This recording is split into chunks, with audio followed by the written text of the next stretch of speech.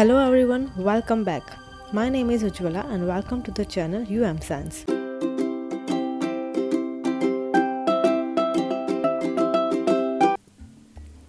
The term prokaryotic cell. Firstly, what does it mean? Here, as you can see, the first word pro that means before or prior, and the karyotic, that is term in another language known as karyon, means nucleus. So simply prokaryotic means a nucleus which is primitive or not well developed. This term prokaryotic also having another term like eukaryotic in this world. Both these terms are called for a cell. Any type of cell may be whether it is under prokaryotic or eukaryotic cell. So firstly, let us see how it is classified into various groups and subparts. These prokaryotic cells are simply like a bacterial cell.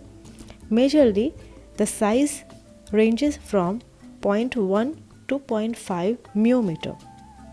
Basically, it is classified into two areas. First is a bacteria, that is living in normal condition like the air, water, land. And the second one is the archaea, which is living in extreme conditions like hot, cold and acidic one. Now, if you see the another side, that is eukaryotic cell, which is literally different from this prokaryotic cell. What is the difference over here? The difference is here it is eukaryotic, which means little more developed as compared to the prokaryotic cell, which size depend from 10 to 100 μm in their area. Here it is classified into majorly four parts.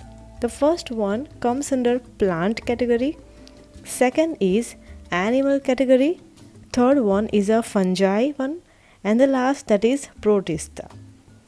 So all these considered under eukaryotic cell, which are considered as an well developed nucleus and other membrane bound organelles. But here we are going to focus on prokaryotic cell specifically. This prokaryotic cell is simply, you can consider it as a bacteria.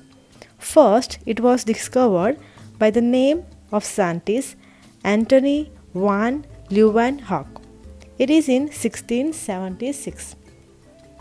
Afterwards, it was shown that it is generally found not only in some of the area, but they are majorly occur in air, water, soil and in and on the living bodies. It may be anyone, either human or maybe plant or even other bacteria or insects. So this bacteria can be found on majority of the area around it. Now, the main, that is prokaryotic cell, is a simple bacteria, single cell structure, so it is called unicellular, where uni which means single and cellular structure organism. It lacks nucleus and any other membrane bound organelles. So this is its first characteristic, that the nucleus is completely absent. The material should be present inside the nucleus are free over here, and other organelles are also not having any kind of membrane. Other than that, if we talk about the component of this prokaryotic cell other than this internal structure, that is the outermost part called plasma membrane. This plasma membrane is a simple covering that separates cell's interior from outer environment, so it can protect it from the outer extremities and prevent it from other enemies. Then after it comes cytoplasm, that is the internal jelly-like material. Generally it is a fluid contain all the other organelles of the cell. It is simply jelly-like region in which other components are found in a free form, so they can float, they can perform their duties and work. After which you can see the central portion, that is the DNA. As the nucleus is not present over here, the DNA needs to be free from in the cytoplasm. the genetic material, that is DNA, present free in the cytoplasm, that is just floating in it. Then after, the granules, the small droplets or molecule you can see over here of a bluish color, is called ribosomes. These are the particles that synthesize the major component of the cell, that is proteins. Then after, if you see in detail, in the center portion, that as we just have discussed about the DNA, it is found in the center part mainly, where it is shown as a darkened area, which is called nucleoid. Then after, the outer area, that is the cell wall, is made up of peptidoglycan material, which is nothing else than sugars plus amino acids, that is protein. It is also called as a murine or mucopeptide, which is a basic component of the manufacturing of cell wall layer. Then after, as you can see, there is one more layer, that is the outermost area of this whole cell other than this cell membrane, which is called capsule. And this capsule is basically made up of polysaccharides. This polysaccharides is nothing else, it is simply a sugar molecules. But poly, that means its form of chain, it is multiple in their number and constitute the whole layer around the cell. So what we can get from this all explanation, that the cell wall acts as an extra layer of protection because there is a capsule to protect the cell. The cell wall also maintain the shape as well as prevent dehydration of the cell. So the water composition will remain as it is needed. So totally there is total 3 layers around this prokaryotic cell. Which are they?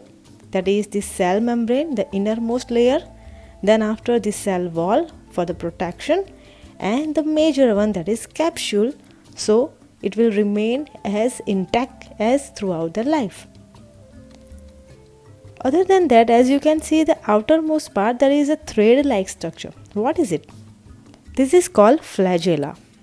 Not only this flagella, there are simply hair like structure present around this whole cell, which is little minute in size, known as villi. The flagella is for locomotion purpose. So because of the vibration and movement of this flagella, the cell can move from one place to another. And this villi is for exchange of genetic material during the reproduction process. This process is called conjugation, where two cells can come together and they can exchange their material between them, so that the mutation or the other generation can get the development. Now, talking about the mode of nutrition, what they want as a food. It is only by the means of photosynthesis, that is photoautotrophic. Why it is so? Because some of the bacteria working on the light coming from the sun. Based on that, they are preparing their food in one or the other direction. So that it's called photoautotrophic. Other mode of nutrition is chemoautotrophic. Based on chemical reaction and chemical processes, they can produce their food. Other is saprophyte.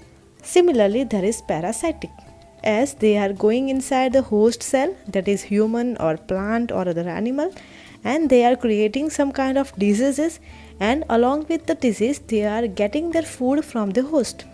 So it is known as parasitic reproductive system as well as the nutritional mode.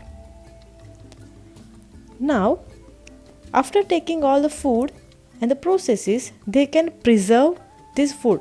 So the food is reserved as a glycogen and fat globules, which are there. The other mode, that is for the reproduction. As you can see, the cell can be multiplied from 1 to 2, then after from 2 to 4, then from 4 to 8, 8 to 16, and likewise so on.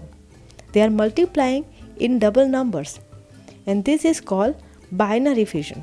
So the multiplication is done by binary fission, as well as sexual reproduction is absent completely absent, but the gene recombination can occur. As we just have discussed, that with the help of pili, they can exchange their genetic material. So the genetic modification and sexual reproduction is completely absent. Then also the recombination can be possible. So this is how the whole cell is divided into variety of areas. Now about their shape. So basically they have a main shape structure known as bacillus, which is looking like this as a rod shaped structure. Other cells are called vibrio, which is like a comma shaped structure. Then after, one more shape structure, that is round form or spherical, or you can say oval. It is called coccus or cocci. Some other cells are also found in filamentous structure, or you can call it as a mycelial long thread-like structure of the flagella at the end of the bacteria, or sometimes present at both the end. Sometimes more than that are also present. And lastly, it is in also spiralium shape. So bacteria is looking like a spiral. Not only this, but also too many other types and shapes are also there. But here we are talking about the basic shapes which are majorly available in our day-to-day life and around us. So this is how our cell can reproduce, our cell can take nutrition, as well as this prokaryotic cell can multiply themselves. Thank you very much for listening. Keep watching, keep supporting.